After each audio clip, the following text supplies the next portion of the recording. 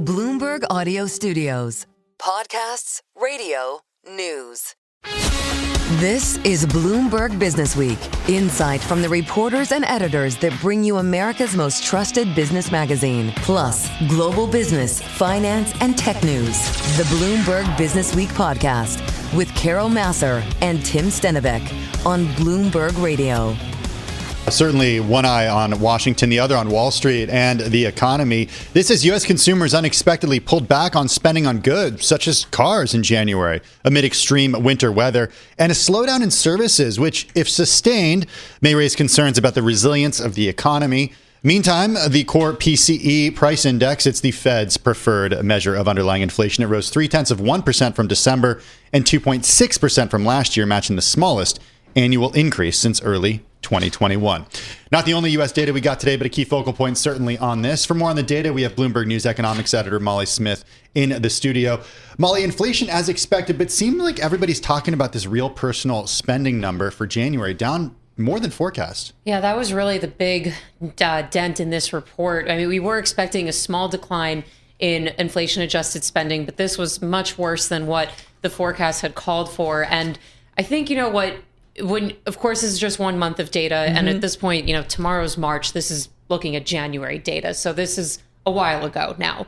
But you look at how, if this pattern plays out going forward, that if we're seeing spending falling, I mean, this is an economy here in the U.S. that's driven by consumer spending. This is like what really is the bedrock of what our entire economic activity is about. So when you see the spending numbers like this today, that obviously raises concerns going forward. But at least I think if there's any comfort to take from this, it did seem very isolated to cars. Okay. Granted, yes, services spending did slow down, but it wasn't nearly as drastic as the drop in spending on cars. And of course, when you have a weather month like that, you know, the fires perhaps in LA, when it was so cold in so many parts of the country, people just don't want to go out. They don't want to be spending money. It's okay, like we want to just be in our houses, whatever, maybe to the extent that spending can rebound in February. Who knows? Next month, this could be a very different discussion. I lived in my pajamas like on the weekend because it was so cold. I get that. Full disclosure. Were you saving money? Not buying cars. Ordering some stuff in, perhaps. But hey, listen, what's funny is I thought we were going to be talking first and foremost about the inflation number today. I thought so too. Fed's preferred inflation gauge, smack on in terms of what economists were predicting. Yes. So I think, and you know, the thing about, again, the fact that PCE comes so late in the month, we've already gotten the CPI report and the PPI report. So we know the inputs. It's really hard to miss the estimate on this one, you know, like there's already, it's so much of it has been telegraphed. No dropping the mic, economists. I mean, especially when this one comes at like, it's like, you know, we also get like quarterly data on this too. So when we get like the one in March and we've already seen what the first quarter estimate's going to be like, would be really hard to miss the estimate on this. So yes, hard to, you know, miss that one. And in general, yes, inflation, maybe it's cooling, but it's still just so slow. Well, it's not 2%. It's so sticky. It's not 2%, and that's what the Fed wants to see. Correct. 2.6 is not 2, and they're not going to be happy until it's 2%. Sticky. Yeah, 2%. That's folks. the word. Unless they change it. Haven't done it. Right? That's not happening. That's not happening. No. All right. Molly Smith, thank you so much. Have a great weekend. Molly Smith, economics editor at Bloomberg News, a real go-to for us on all things the U.S. economy. You're listening to the Bloomberg Business Week podcast. Catch us live weekday afternoons from 2 to 5 p.m. Eastern. Listen on Apple CarPlay and Android Auto with the Bloomberg Business app. Or watch us live on YouTube.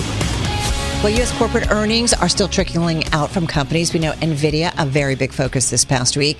Among the others reporting, Cava Group. It's the fast casual Mediterranean-inspired restaurant chain that has been one of the hottest, if not the hottest, in the space. Revenue nearly doubled over the past 3 years. The company went public in June of 2023, and its shares, Tim, surged until a recent slide. With more on Cava's business and outlook, we got the CFO of Cava, Tricia Tolivar, who's featured in the weekly Bloomberg CFO Briefing newsletter. It comes out on Sunday. Tricia is in Washington, D.C. Along with us is Bloomberg News senior editor Nina Trentmann, who joins us here in the studio. Nina, Tricia, welcome to both of you. I do want to start with consumer spending and what the environment looks like, because we did get the data today that show that overall consumers pulled back on spending much more than expected in January. Tricia, what can you tell us about consumer spending? Do you see signs of slowing? So we're very fortunate here at Cava. Our consumer has been very resilient. So what we believe that's attributed to is our strong value proposition, where the quality of our food, the relevance of our cuisine, Mediterranean diet, #1 diet, top 8 years running, as well as the convenience of coming to Cava whenever, wherever, and however you want it, and the experience, where it's just an incredible place to interact with our team members, enjoy amazing cuisine, and feel good after doing so.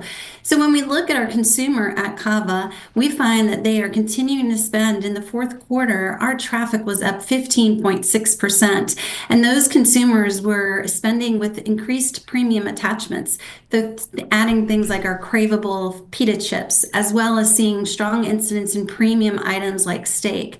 And so that's really telling us that the consumer feels good about what they're spending, which we're not hearing in a lot of other places. Another cut of data that we looked at is looking at all of our restaurants based on income cohort. And we're actually finding strength in the lower income cohorts, where those same restaurant sales were slightly above the overall average for the rest of the fleet. Tricia, just a quick follow-up. So then you mentioned the fourth quarter, what you've been seeing. What have you been seeing this year and in the current quarter? Is that consumer spending holding up?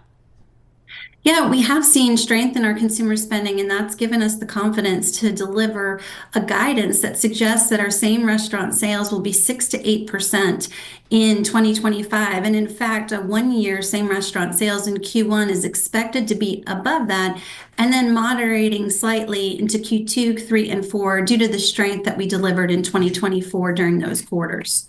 Tricia, talk to us a bit about your costs. Of course, labor is an important part of the cost equation, and you've introduced a new labor model to help drive that down. Talk about that. Yeah, thanks, Nina. So we have introduced a new labor model, and one of the things that's just incredible about Cava is the strength of our overall economic model. Delivering 25% restaurant level margins allows us to make investments in team members and investments in guests. And what I mean by that is, when we're talking about team members, is making sure that we're providing the appropriate pay and benefits that allow us to be a best-in-class employer. And the labor model is one example where we're able to take those team member hours and redistribute them throughout the day, such that we're providing team members direct access with our guests at peak times. So think about it where we're taking hours that once were earlier in the day and preparing items for prep before the restaurant opened, and redistributing those during peak times so that we can provide better speed and service for our guests overall. So when we look at that and think about costs themselves, our labor costs are expected to increase low to mid single digits, and we want to make sure that we're deploying those precious hours as best that we can. We often say that we view our team members as assets and not expenses, and want to make sure that we're leaning into them in the right way.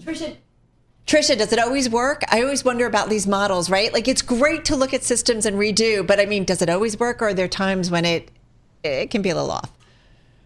Yeah, when deployed properly, we find that it works. There's always opportunities to improve and enhance, but when you have the right people in the right places at the right time, we're seeing great success with this model.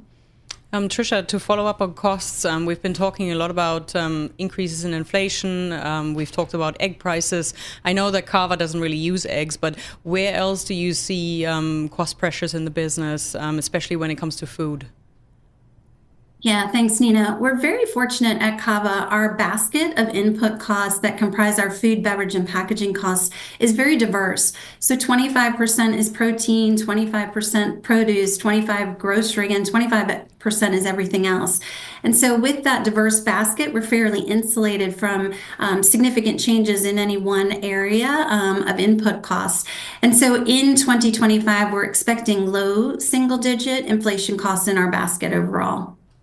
We're keeping an eye on what's happening in Washington, and I'm wondering about policies out of the Trump administration that you're keeping an eye on. We just spent a lot of time talking about the lack of a deal reached between the U.S. and Ukraine when it comes to minerals and natural resources. Volodymyr Zelensky sending out a tweet just moments ago saying that Ukraine needs just and lasting peace, but he did thank the U.S. and President Trump for his support and for the visit. How do you watch what's happening out of Washington, and what policies specifically affect you and your business? Yes, certainly every administration brings change, and we want to keep a watchful eye on that. At Cava, we're focused on building a sustainable, durable, long-term brand. In recent weeks, we've been paying a close eye on tariffs as well as immigration, and certainly believe we've got a wonderful plan in place to be able to assess whatever may happen in this very fluid situation appropriately. So tariffs won't impact you?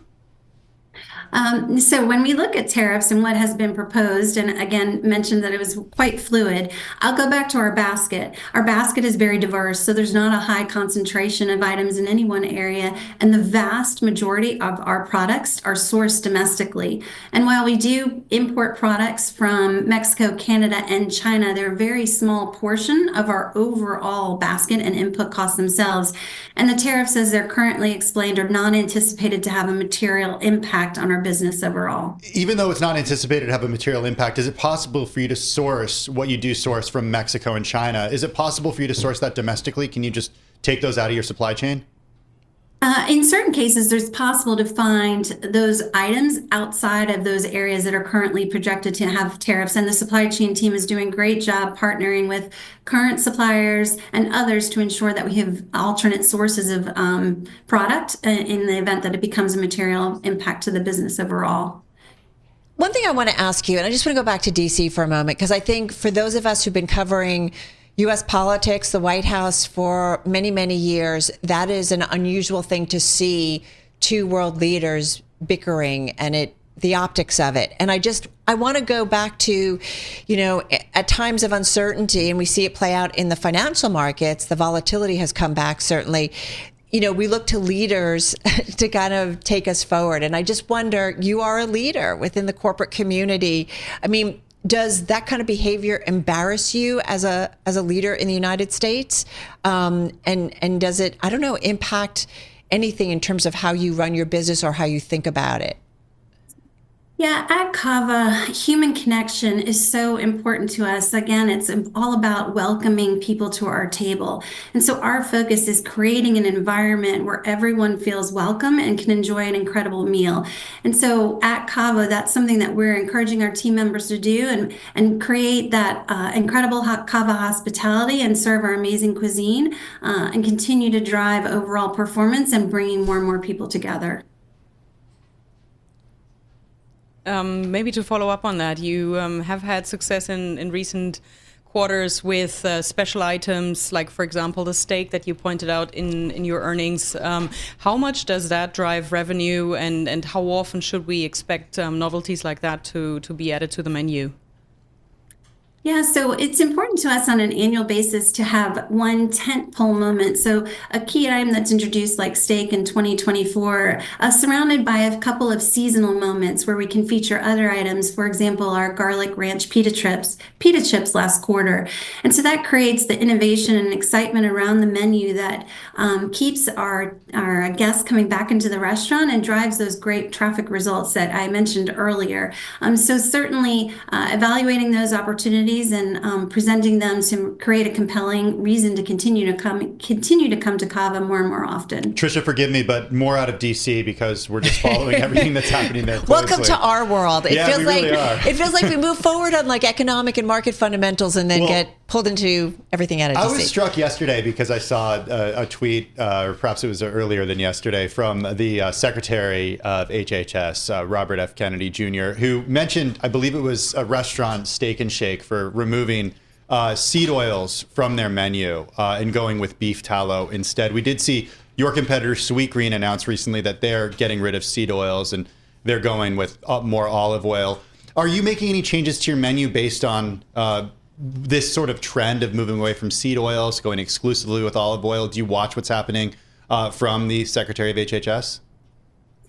We certainly watch what's happening, and what we believe is important is the quality of those seed oils that we do have. Our seed oils are cold pressed and do not have the chemical processing that others may have in their seed oils. So we're providing fresh, clean ingredients for our guests, and that's something that we feel very strongly about, and will continue to deliver that Cava cuisine in a very impactful way. Tricia, the other thing I would say is that, coming off of earnings season, one of the things we focused on is certainly what folks had to say about news out of Washington, but what their CapEx plans were, what their expansion plans were, which gives us a great indication of, the optimism within the corporate sector. Tell us a little bit about what you guys are doing in terms of expansion and where's, what you are planning to spend money on. Yeah, so we've been really fortunate. In 2024, we opened 59 restaurants, 58 net new restaurants. And in 2025, we expect to open between 62 and 66 restaurants, which is at least a 17% growth. So that's certainly an opportunity for us to lean into CapEx spend consistently and continue to deliver positive free cash flow as we move forward. There will be other enhancements as well that we'll be investing in. So additional technologies in the restaurants to improve speed and service in the restaurant and ultimately deliver a better guest experience. What's your favorite thing to eat at the restaurant?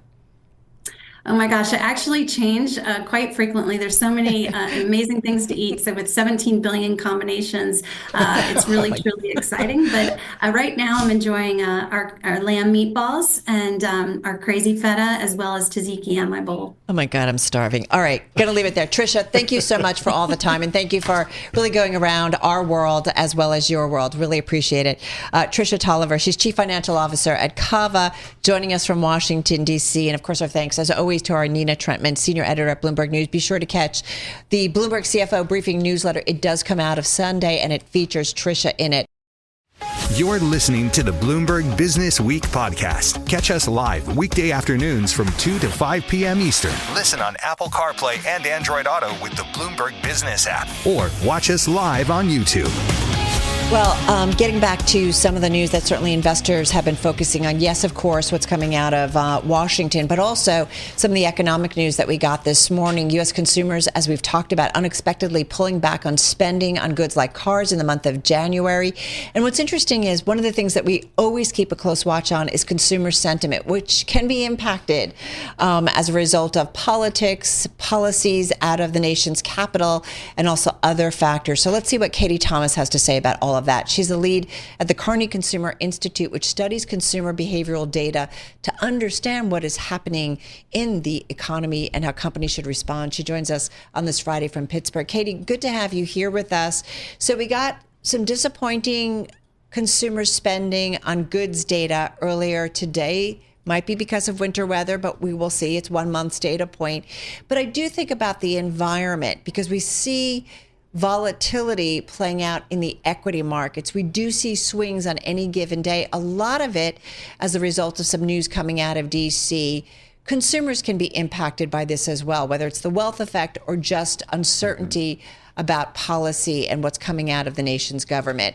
How do you think about what's happening in DC right now and how it might impact consumer spending habits?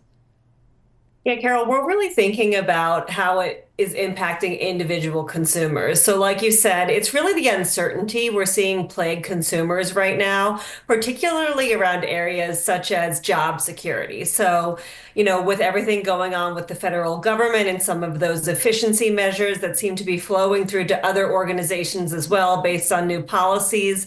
And then, of course, the uncertainty around prices. So I think there were a fair amount of consumers who did expect prices to come down relatively quickly. Now it feels like they could go the other way. So whether it's tariffs or just some of the issues we're having, with eggs or across other parts of the value chain, the consumer is just really uncertain right now about what's going on. And that results in a hesitant to spend. If I'm worried about losing my job, I'm not spending money. If I go to the grocery store and things feel really expensive, I'm going to keep it simple. And that's really what we're seeing.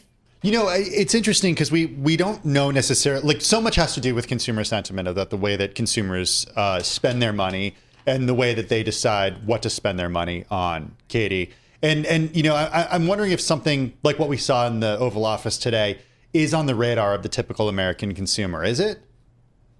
Well, I think what we're trying to, some of the recent work we just launched was around consumer trust. So we're trying to understand what trust looks like for a consumer right now and who they're trusting and how to build that trust. Because, as we know, institutional trust is the decline in that is pretty well documented, unfortunately. So then you saw the influx of influencers and the role of authenticity. But now we're seeing consumers really use this phrase that's popular both politically and and even with products, which is I do my own research. So consumers are sort of seeing themselves as the source of truth. They're taking in all these different inputs they're getting and trying to make a decision for themselves. So it's less externalized and more trying to figure out, how do I navigate all of this information that I'm getting and ultimately make some decisions, whether it's, bigger decisions around jobs and housing or just what products to purchase.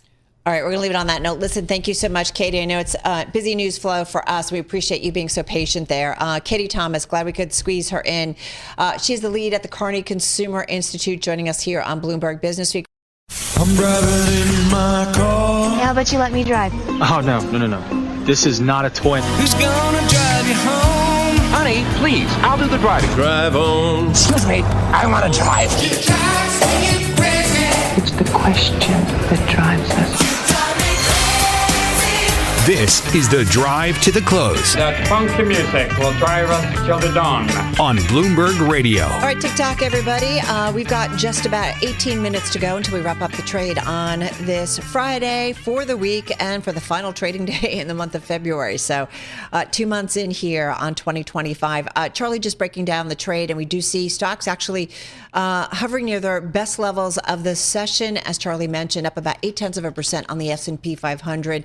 You've got the NASDAQ 100 better by about 0.75%, and most names in the S&P 500 at this hour are higher. Tim, nearly 390 names to the upside, and about 117 losing some ground on this Friday. Yeah, stocks reversing course from what we saw a little earlier in the session after we got news that President Trump and Volodymyr Zelensky, the leader of Ukraine, that plan to sign a critical minerals deal between the U.S. and Ukraine were scrapped. Let's kind of get into it with Lauren Sanfilippo, a senior investment strategist for Merrill and Bank of America Private Bank. She joins us this afternoon. Lauren, good to have you back with us. How do you watch an event like this unfold in the Oval Office in the context of the markets? Well, I think this is a sloppy finish to close out February, but I think about the fundamentals, right? And the economy, I think, is still remaining resilient here despite the trade and policy uncertainty overhang. Obviously, sentiment's been beaten up, but consumption just remains healthy, right? I mean, egg prices for sure. In the egg aisle, they're shocking, but the consumer in aggregate hasn't really been delivered a real shock, right? So I think the fundamentals are okay, still healthy. The consumer spend actually accelerated in the fourth quarter. So I think we have to be sort of vigilant of some of the oddities of some of the data that we have coming through, a little bit softer. But there are early green shoots, right? We're looking at a manufacturing PMI reading that's above 50 for the first time in about 2 years. So, I mean, there are a lot of underlying positives to focus on, regardless of the swap. Didn't I see, though, forgive me, and I'm like kind of racing around here on my terminal, but the GDP Now forecast, I think, was reined in here today. A fair amount of swings that we are seeing in the equity environment. There's more nervousness in the market. I know more investors are bearish than bullish. I know some see that as a contrarian indicator. But there does seem to be some nervousness in the market at this point. Are you concerned at all about U.S. growth slowing down? So you're right, that Fed GDP Now model, it has been updated to negative 1.5% for Q1, but only yesterday it was at 2.3% for Q1. So that estimate, it jumps around. It's based on the release of data points. So I do think we're privy to the next update on Monday, and it's more about the rising imports being a drag on GDP. And goods imported into the U.S. because we know the name of the game recently has been to get ahead of tariffs, right? So I do think that there is, some maneuvering here with GDP in Q1. I imagine by sometime next week, actually, that could bump up just based on new data that's coming in. I do feel a little concerned when I just think about the more leveraged consumer, right? It's that lower income consumer, maybe. We've been talking about a K-shaped recovery for some time now. And we know that higher end's really been driving that number in aggregate. So, Carol, that's probably the consumer to watch, right? Yeah. It's not one consumer here in the U.S. No, it's a good point. And actually, Amanda Mull has a great story on the Bloomberg, right, about kind of the wealthy consumer and how much they've been out there spending and propping up the overall spending What are numbers. the risks with something like that, Lauren? If the people who are the wealthiest are the ones propping up the entire economy, what does that sort of paper over? Yeah, Tim, I think the risk there is that household net worth being at record highs. Well, the problem here would be if we saw a real equity pullback, something more of the magnitude of like 10%, right? And then that weighs on the consumer psyche more completely and on that higher end. It's interesting to hear that because it seems like this has been the story of the last few years. The wealthier consumer driving the spending here in the U.S. What's different now? Yeah, that's the makeup, right? I mean, it's still that upper 20% of that consumer contributing more than 40% of the spending. So I wouldn't say much has changed. It's just that you saw a more insulated consumer coming out of the pandemic, right? Those government transfers certainly played into that. And the consumer has just been very well insulated as of, their consumption actually accelerated in Q4. So I think that's really the change, right? We're just looking for a possible inflection point. I don't think it's right staring us here in the face. I think this is more of a growth scare and it's causing more of a rotation in the equity market. Hey, speaking of rotations in the market, right, coming out of the gate after the November elections, we saw quite a rally in U.S. stocks, and we've certainly seen a different trade since then. We've seen some pullback. B of A strategists out saying a reversal of the S&P's post-election rally would spark investor expectations for intervention by President Trump to support the market. Many others have talked about how President Trump watches the market.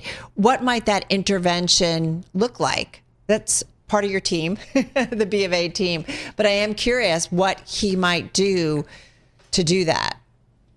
Well, I think there was a lot of good news that was sort of pulled ahead, right, in November. And that's, I think this is a little bit of payback for how much euphoria and optimism was sort of priced into markets. And that included the small cap trade, that included, all the deregulation, sort of what we heard on the campaign trail. And so I think that what's more shocking about this year is that a lot of those policies will be back end loaded, right? That's a story for the second half of this year. But what do you think? Pro-growth policies, business friendly. What do you think? B of A strategists think that there might be some kind of intervention by President Trump, either, talking up the market, being, verbally supportive. I mean, should we anticipate something like that? Well, we know from his first term that, in fact, he does think that the stock market is one indication, right, of how things are going. So I think there's always this push and pull. It's even with the tariff headlines. It's any policies that he's putting out there that he's closely keeping an eye on the equity market. So intervention, I wonder if he's still using that as a metric, right? Right. All right. Cool stuff. Lauren, thank you so much. Have a great weekend. Lauren Sanfilippo, Senior Investment Strategist for Merrill and Bank of America Private Bank, joining us here in New York City. This is the Bloomberg Business Week podcast, available on Apple, Spotify, and anywhere else you get your podcasts. Listen live weekday afternoons from 2 to 5 p.m. Eastern on Bloomberg.com, the iHeartRadio app, TuneIn, and the Bloomberg Business app. You can also watch us live every weekday on YouTube and always on the Bloomberg Terminal.